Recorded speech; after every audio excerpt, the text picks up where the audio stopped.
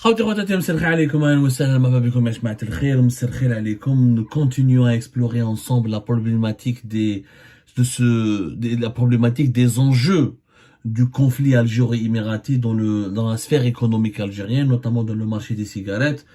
Nous avons commencé par une grosse enquête concernant les pratiques mafieuses autour de ces deux importantes sociétés émiraties qui détiennent le monopole du marché des cigarettes en Algérie, un marché estimé à plus de 3 milliards de dollars, voire 4 milliards de dollars, si on essaie de comptabiliser comptabiliser avec l'ampleur du trafic, du marché informel, de la contrebande, des cigarettes qui partent à l'étranger, qui sont vendues sous le manteau. Fahamna kiva last time, la société algéro-émiratie des tabacs et UTC, United Tobacco Company, qui sont les deux facettes, les deux importantes sociétés émiraties créées pour last time depuis 2002 et qui activent de façon très dynamique depuis 2005 en Algérie, alors que l'UTC existe depuis 2016. Comment ces deux sociétés effectivement détiennent une sorte de monopole sur le marché algérien. Il est clair, les Émiratis dominent ultrageusement le marché algérien de la production et de la commercialisation et de la distribution des cigarettes. Maintenant que l'Algérie veut éjecter, comme tout à l'heure, ça va être très compliqué d'éjecter les Émiratis pour une raison simple. C'est que les Émiratis ne sont pas en ramener avec eux un produit qui n'est pas algérien. C'est-à-dire que les Émiratis exploiter le pétrole, ou là exploiter le gaz, ou là exploiter des terres agricoles, ou là une minerai, ou là une richesse du sous-sol algérien. Oui, l'État algérien peut les chasser, normal, comme on vous aime pas, je peux vous expulser. Mais ce n'est pas le cas. Aujourd'hui, pourquoi les Émiratis résistent ils ne veulent pas lâcher le marché des tabacs en Algérie parce que c'est parmi les 3 ou 4 plus importants marchés de l'Afrique du Nord et même dans la région Moyen-Orient et Afrique du Nord. Les Algériens, c'est un grand peuple de fumeurs. Ça reste un marché assez important. Ils vont pas cracher sur 3-4 milliards de dollars par an à Agdek. Mais en dépit des redressements fiscaux, en dépit du harcèlement, là, les autorités algériennes ont demandé aux notaires de ne plus enregistrer des actes ou des contrats ou là, des transactions liées à UTC ou là, à la STIME, les deux entités émiraties impliquées dans le marché des cigarettes en Algérie. Mais les Émiratis résisteront et résisteront encore. Pourquoi? Parce qu'ils sont dans leur droit, une licence d'exclusivité qui leur permet de produire et distribuer les marques de cigarettes d'un grand groupe international qui est Philip Morris. Donc, tu peux pas l'expulser du jour au lendemain ou lui enlever son business. Toutes les marques, Marlboro, LM, Philip Morris, Bond Street, Chesterfield, Parliament, tous les cigarettes les plus célèbres qui sont du groupe Philip Morris, premier groupe mondial, plus de 32 ou 33 milliards de dollars. La marque la plus célèbre au monde, c'est Marlboro. C'est les Émiratis qui ont introduit la possibilité de distribuer et de commercialiser légalement et de produire légalement ces cigarettes en Algérie. Comme dans la première émission tout à l'heure, les Américains, le groupe Philip Morris, depuis septembre 2013, est associé avec le fonds d'investissement Emirati Aïta, qui a permis qui a créé la STIME en Algérie et qui a lancé l'industrie du tabac. Voilà, elle existait auparavant, l'industrie du tabac, la Synthea, mais c'était des cigarettes algériennes, c'était des cigarettes pourries. On pouvait pas les exporter. Le Hogar, ou Nessim, ou Rim, ou la Synthea était mal gérée. La Société nationale des tabacs et allumettes qui a disparu pour laisser place à partir de 2016-2017 au groupe Madar, elle était quasiment en situation de faillite. C'est grâce au Marlboro, c'est grâce à Alem et aux marques et cigarettes étrangères qui ont fait leur entrée sur le marché algérien que la consommation, que la Synthea, la désormais Madar arrive à gagner de l'argent avec les investissements qui ont été opérés par les Émiratis. Philip Morris est actionnaire à 25% de la STIME depuis septembre 2013. Il est actionnaire de l'Arab Investor TA Aïta, qui est à l'origine de la création de l'Alstheim. Donc l'État algérien ne peut pas les expulser comme ça. Parce qu'ils ont des droits, ils ont des licences, ils sont associés avec les Américains. Moulchi, le propriétaire des marques Marlboro, LM et les autres marques américaines, ils sont les associés des Émiratis. Si demain tu les expulses de façon brutale, tu veux leur enlever le droit de travailler en Algérie, et tu vas te priver, il faudra donc ou fermer d'abord totalement le marché algérien à ces marques de cigarettes américaines. Il faut donc assumer cette politique-là, mais ça va engendrer du trafic. Ils vont de les cigarettes qui seront interdites en Algérie. Ils vont entrer sous le cabas dans des cabas, avec les réseaux mafieux informels, et on va se retrouver face à un fléau. Genre, qui m'a la bière et l'alcool, quand on ferme les bars, on a des points de vente illégaux, clandestins, illicites, ça profite au circuit informel. Et là, ça va alimenter la criminalité, ça va alimenter le blanchiment d'argent, etc. De deux, tu essaies de brutaliser les Émiratis, l'arbitrage international. C'est ce que risque l'Algérie. L'arbitrage international, c'est quoi? C'est un processus qui permet à un groupe, à une société, de saisir des instances à l'étranger pour un litige commercial, un litige purement commercial. Mais les litiges hados opposent souvent des États à des sociétés étrangères qui ont investi dans ces États, dans ces pays-là, où les États ont lésé leurs droits, leur ont subtilisé leurs biens, ou là les ont sabotés, ou leur ont causé des pertes financières importantes.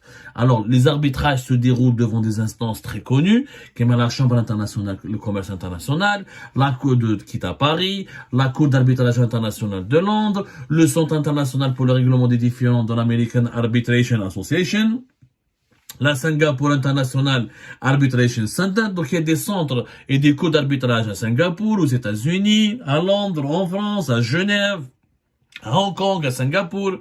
Il y en a partout.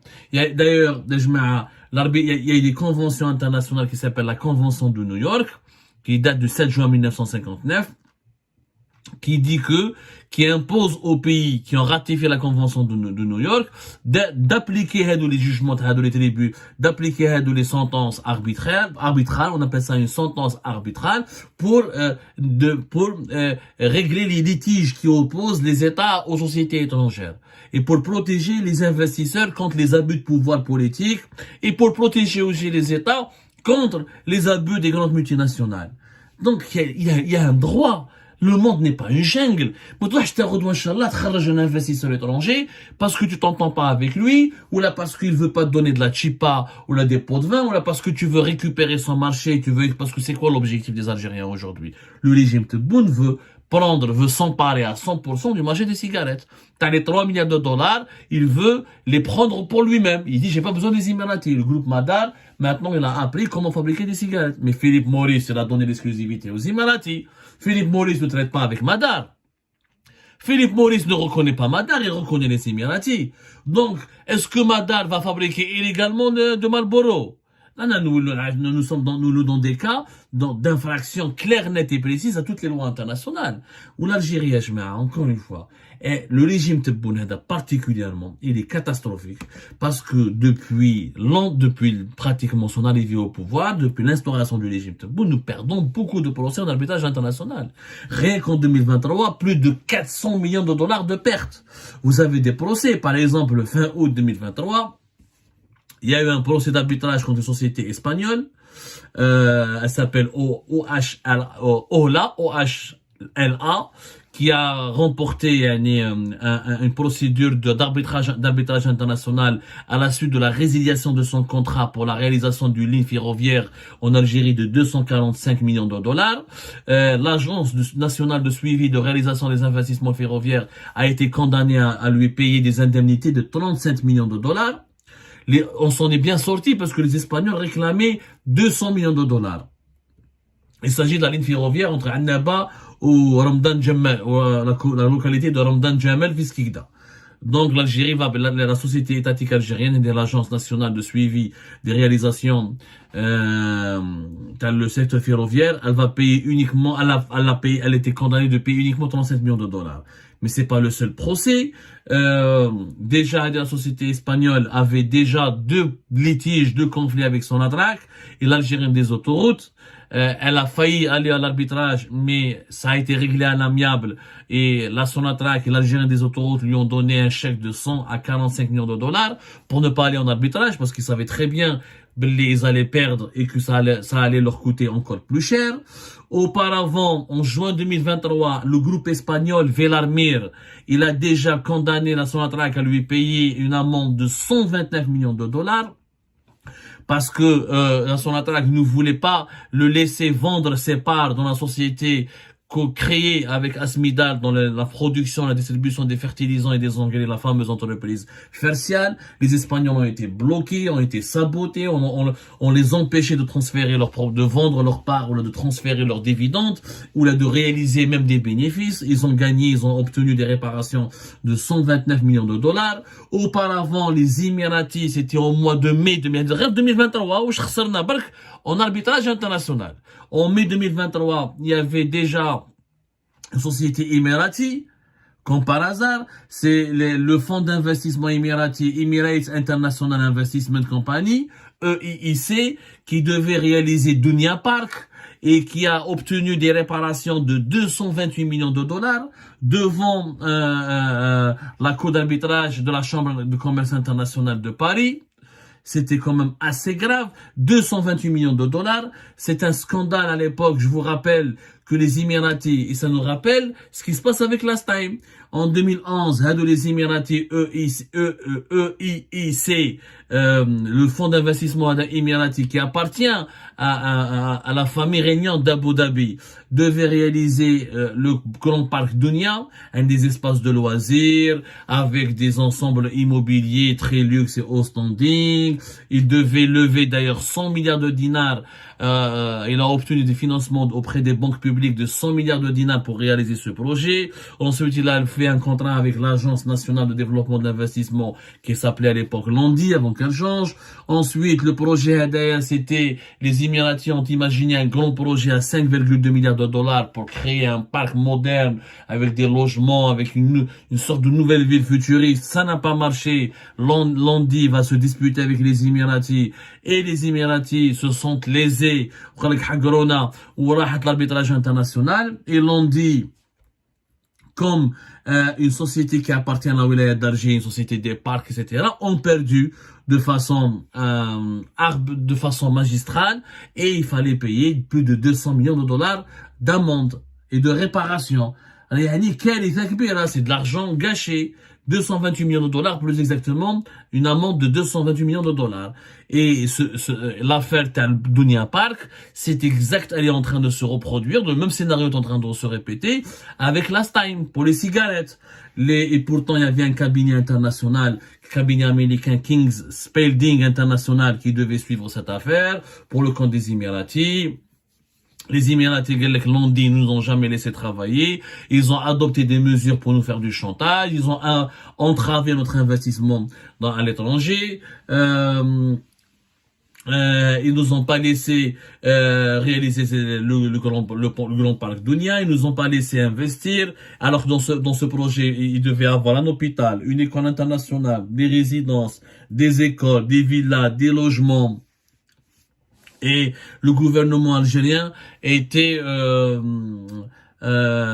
très ambitieux à l'époque pour ce projet-là. Ça n'a pas marché, les Émiratis ont été sabotés. Comme aujourd'hui, on cherche à les saboter. On les accuse de tous les torts. Ok, on dit qu'ils sont mafieux, qu'ils sont voleurs. Alors pourquoi on ne gagne pas nos procès en arbitrage international? Puisqu'on a les preuves, puisque le problème c'est les Émiratis. Fait 2023, fait mai 2023, devant le tribunal, devant la cour d'arbitrage international. Pourquoi? Si tu as les preuves, c'est eux les fautifs. Normalement, la Cour internationale d'arbitrage et de la Chambre de commerce internationale, c'est des magistrats, c'est des spécialistes très neutres, très objectifs, qui s'appuient sur les faits, qui analysent les dossiers avec beaucoup de rigueur et beaucoup de discipline. Ils auraient donné raison en Algérie. C'est pas le cas. Nous sommes aujourd'hui dans la région du Moyen-Orient, Afrique du Nord, l'État qui perd le plus, qui comptabilise le plus grand nombre de procès en arbitrage international et qui comptabilise le plus important nombre de défaites de procès en arbitrage international. Plus de 400 millions de dollars rien que en 2023. 400 millions de dollars qui n'hasbou le fonds d'investissement émirati, EIC, le Emirates International Investment Company, le groupe Villarmir, les Espagnols de OHLA, c'est déjà pratiquement 400 millions de dollars. Ou mazel d'autres procès, qu'il y a des compagnies pétrolières qui menacent en train de faire des procès, il y a beaucoup de problèmes entre Algérie et pas mal de ses clients. Chaque année, nous collectionnons les problèmes avec les investisseurs étrangers. On nous accusons toujours les étrangers d'être des mafieux, d'être des malhonnêtes. Mais finalement, lorsqu'on parle en justice, lorsqu'on parle en procès, lorsqu'il y a des procès, c'est toujours notre État, c'est toujours l'Algérie qui perd. Donc le problème, les étrangers. Le problème, ça veut dire que notre État, nos autorités, nos entreprises publiques ou nos instances gouvernementales, elles sont corrompues, elles ne respectent pas la loi, elles abusent de leur pouvoir, elles violent les droits élémentaires des investisseurs étrangers, elles les torpillent, elles les sabotent, et c'est pour cette raison que nous perdons des procès. Donc demain, encore une fois, après l'affaire Dunia Park, donc nous allons, خلاص هكذا نقولها لكم مع les emails مع last time UTC, devant une cour d'arbitrage international, et vous allez voir que l'Algérie va perdre. Parce qu'elle n'est pas dans son droit. T'as une licence, une exclusivité, un accord de la maison mère de Philippe Maurice pour commercialiser, pour enlever les cigarettes. Tu veux lui enlever le marché. C'est pas toi qui donne les licences. Tu veux, ferme ton pays, ne bois pas du Coca, ni du Pepsi, arrête d'utiliser Facebook, boycott du Marlboro. Devient comme la Corée du Nord, et tu fais ce que tu veux. Mais tu ne peux pas raqueter les investisseurs étrangers, ni les saboter. Après, tu dis qu'ils sont mafieux et qu'on n'a pas besoin d'eux, et quand tu es tué en plein procès, tu n'as pas de preuves de tes graves accusations. Ça discrédite l'État algérien, ça fait fuir les investisseurs étrangers, et les bailleurs de fonds internationaux vont boycotter notre pays, et on ne pourra plus jamais redresser notre économie, ni créer des emplois, ni créer des richesses, tant que nous maintenons ce type de gestion chaotique dans notre économie nationale et dans notre pays.